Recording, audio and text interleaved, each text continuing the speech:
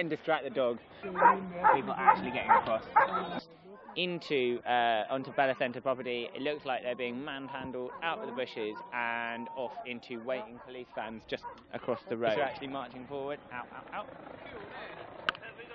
If you look at the history of non-violent direct action, exactly this sort of action has played a crucial role in winning many of the civil liberties that we now take for granted. If you look at the struggle for the end of apartheid, the end of slavery, the women's right to vote, all of those had a really strong non-violent direct action movement at the heart of them. Climate change is no different. And if you look at some of the recent victories in the UK on, for example, the third runway, which now almost certainly will not be built, or Drax coal-fired power station, those victories were in large part because people were willing to put their lives, their bodies on the line in order to stop those things happening. What you see at the heart of one of the tenets of this movement that you're seeing here is non-violence. So people will not physically assault the officers, they will only put their body in the way of what's happening here.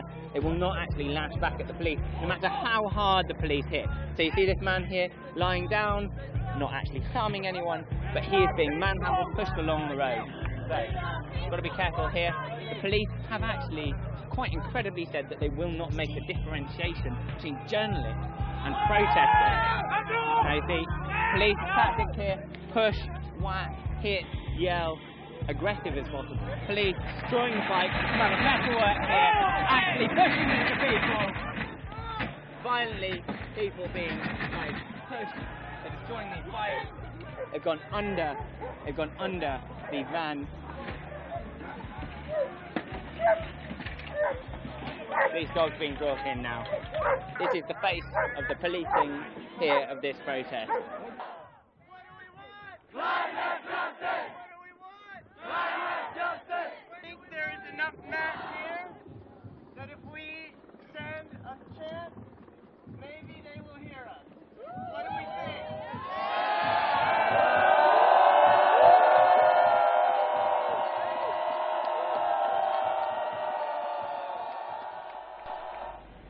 Dan, thanks for joining us. Are you okay? You're looking a bit rough there. It was quite an early start, it must be said. Well, it's a bloody good report, your best yet. I think you've got a job for life in the BBC, maybe not. So, what are you asking everybody to do for tomorrow or today? So, as we all know, and as we've been hearing all week, 350 parts per million is the crucial number to keep us below both 2 degrees and 1.5 degrees and make sure that we don't actually hit runaway climate change. In other words, good chance. In other words, good chance, these very small selection of countries here. So, a lot of the bigger countries in the developed world have been trying to take it out of all the text and not negotiate on treaties with 350 parts per million in. So the action today, really simple, call your government from www.stupidshow.tv and make sure that 350 remains in whatever treaty is signed. And or not. And also, of course, the hunger strikers that we had on earlier the week. It's the, what is it tomorrow happening there? Tomorrow we are having a solidarity fast with the climate change fasters who were on the show earlier in the week. So if you go also onto www.stupidshow.tv, look at Action of the Day, and you can click the link there to fast in solidarity with the other fasters who've been doing it for, I think it's 40 days now. 40, yeah. Yeah. And do we know how many people are fasting in solidarity tomorrow? Before it was about 1,500 and now it's ... Got all his research done before coming on the show. It's perfect. Thank you very much, Dan. Hope you don't have to get up so early tomorrow. So I've been involved in climate change one way or another since school. When I was at school, I did a campaign to out any teacher that didn't have a catalytic converter in their car. And I've actually forgotten what catalytic converters are now, but anyway, it was very important at the time in the 80s. And I bumped into a teacher years later, and she said that my campaign to out teachers caused massive fear in the staff room, and they did all go out and get catalytic converters, even though I didn't realise that because I lost interest in that that same day. Anyway, my point is, for all these years I've been working on climate change and involved in all sorts of different campaigns and films and everything, and we're always trying to get press. You're always trying to get media attention for whatever it is you're doing. And there's only one thing I've ever done which has got worldwide, global front pages, as in we're talking in Dubai, in the Sydney Morning Herald, in the Beijing Morning Post, the most popular item on the news, BBC News website. And that thing that I did was not my 6-year documentary, The Age of Stupid. It was not my climate change campaign 1010. It was getting rescued by the Mayor of London, Boris Johnson, from being attacked by a group of girly hoodies, as in small girls with hoods on their head. Hoodies is an English word. So that was the greatest thing I ever did. Not get rescued by Boris Johnson. And I bumped into him, the Mayor of London, for the first time since he rescued me. He rescued me about 6 weeks ago. And I bumped into him in the corridor here at Copenhagen yesterday, so I went and had a chat. And hopefully we've got a video. Excuse me, Boris. Hi, it's Franny that you rescued. Franny! How you How doing? the hell are you? Fantastic to see you. Is that the best press you've ever had? I know, I was humiliated by how generous you were towards me, and I didn't deserve it at all. What's going on there?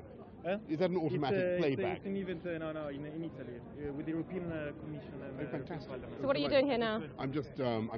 We're here to go to the opening ceremony because that's a real nostril shot there. For the You're here to rescue people. Anybody in trouble Who are around you? here? You will.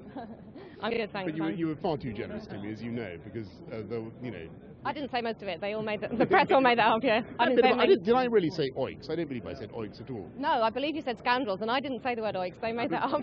Did I? I don't know. I can't remember. It all happened in such Anyway. blur. But thanks again for rescuing And me. we have signed up to 1010. We have, but Boris, you said to me that night that you were going to sign up, and you haven't signed up, have you? Is that me? I don't remember what the agreement was. I think I have signed. Isabel, help me out here. We have signed up to 1010. You have, yes. Oh yeah, definitely. Hi. Fond of more wisdom. Hi, nice to meet you. Hello, Finally, how you doing? I've met everybody who works for 1010 except for you. The Age of Stupid. Oh yeah. What did you think? Any It was good? very good. It was very, very good. Very Are you fun. convinced about climate change now? I am convinced about climate change, but the point I want to make to all the skeptics, I read a piece yesterday which said it was all true and we got to watch out. And the torrent of abuse I've been getting from the skeptics. And what I want to make to them is, even if it isn't true, you've still got to cut pollution. Well, it's going to make a better, happier, fairer world either way. And you can save money. Exactly. That's the point I want to make. You Boris, can save money. you avoided my question. I know you've got to go, but are you going to sign up personally to 1010? What does that involve? What does that involve? It involves Franny? cutting your personal emissions 10% next year. I will do my utmost to cut my personal emissions by 10. What can I do? I'd have to cut my leg off. Or No. It's easy stuff. It's change your drive a bit less. You cycle anyway. I don't drive. I mean, I'd have to calculate what I tell you what I did. We had the guys in the other day to go over the house. Yeah. And the trouble is, it's one of those houses that's very difficult to retrofit properly. Yeah. But we're putting in lots of, automatic plugs and. That's basically what you've got to do. Sort out your heating at home. We're doing that. Change your diet a little bit. Drive a bit less. You don't drive anyway. And that's it. You'll be done. What have I got to do with my diet? You're saying I eat too much. You got to go. Nice to see you again. Nice to see you, Thanks for Franny. rescuing Well, I me. hope to see you again. Cheers, Boris.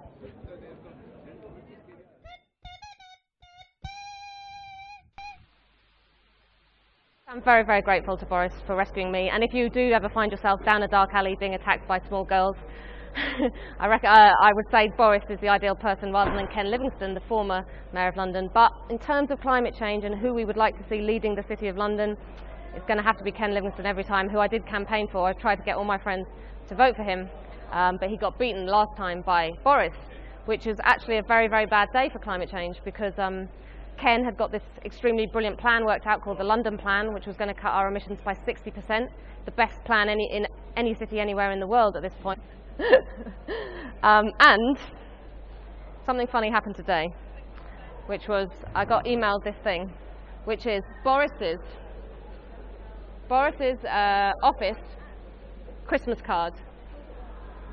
I think it is that, unless it's a joke on me, which it might be.